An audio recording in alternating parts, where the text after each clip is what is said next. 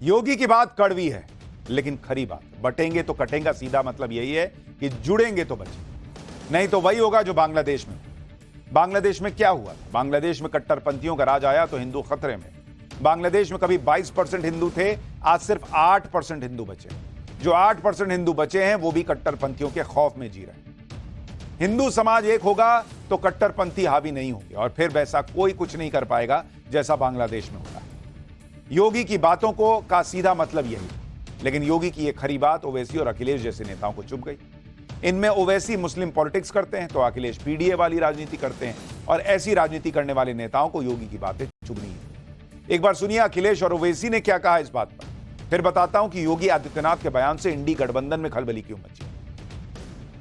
वो बीजेपी को कह रहे हैं कि बटेंगे तो कटेंगे, तो ये इनका इनसिक्योरिटी है, उनकी अनपॉपुलैरिटी है उत्तर प्रदेश में। और फिर वो भूल गए कि जब देश की अखंडता की बात कर रहे हैं तो जो डिफेंस की ज़मीन थी उन्होंने इंडस्ट्रियलिस्ट को दे दिया वहाँ पर।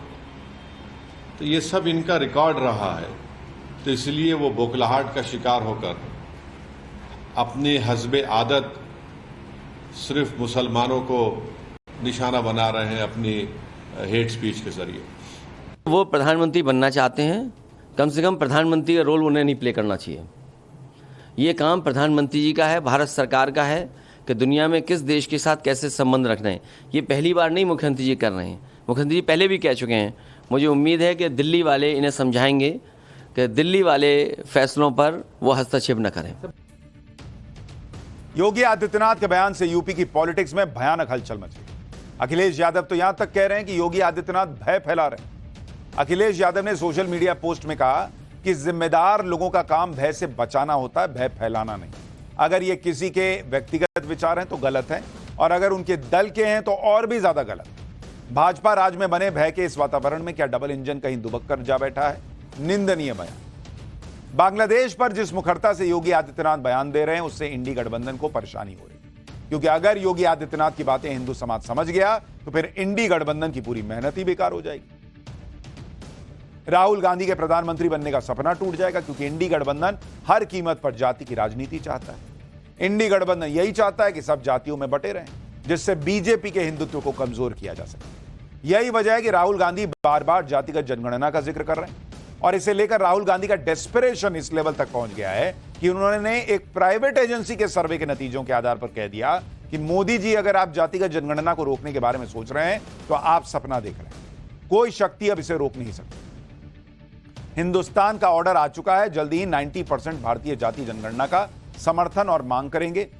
ऑर्डर अभी लागू कीजिए या आप अगले प्रधानमंत्री को यह करते हुए देखें। साफ है कि राहुल गांधी को यह लग रहा है कि जातिगत जनगणना ही वो मुद्दा है जो पीएम मोदी को कुर्सी से हटाकर उन्हें प्रधानमंत्री की कुर्सी तक पहुंचा सकता। शायद इसलिए वो हर चीज को अब जातिगत जनगणना से जोड़ रहे हैं।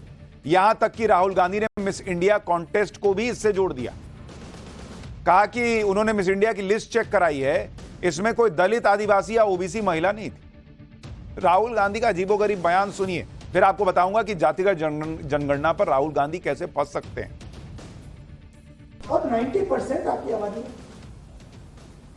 अब अगर आपकी 10% होती तो कोई कह सकता हाँ भैया 10% आबादी है, ठीक है, पर 90% आबादी आपके बिना देश नहीं चल सकता। और फिर मीडिया में आपको दिखेगा भैया एक पहले क्या होगा, वो बॉलीवुड की बात करेंगे,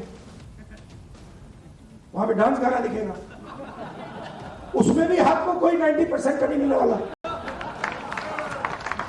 कोई नहीं मिलेगा।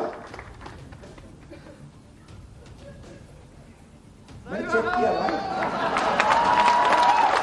मैंने लिस्ट निकाली है, मैंने भैया मिस इंडिया की लिस्ट निकाली है, तो मैंने लिस्ट निकाली मिस इंडिया की। मैंने कहा भैया इसमें तो होगा, मतलब एक दलित महिला तो होगी, एक आदिवासी महिला तो होगी ना, ना दलित है, ना आदिवासी, ना ओबीसी, कोई नहीं।